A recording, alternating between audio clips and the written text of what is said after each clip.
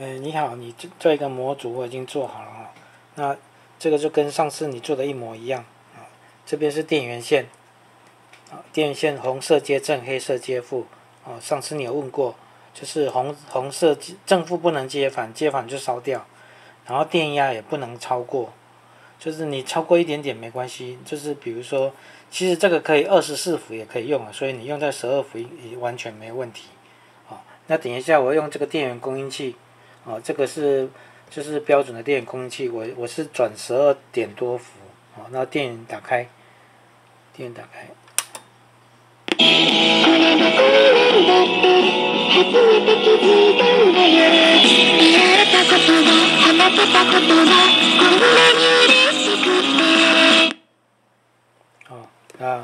电源关掉，电源关掉，它里面有大电容啊，所以说要等它放电。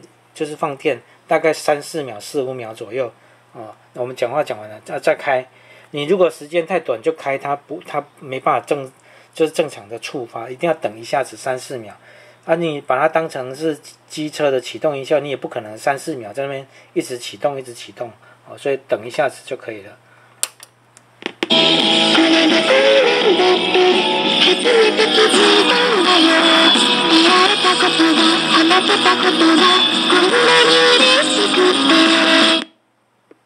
大概就这样。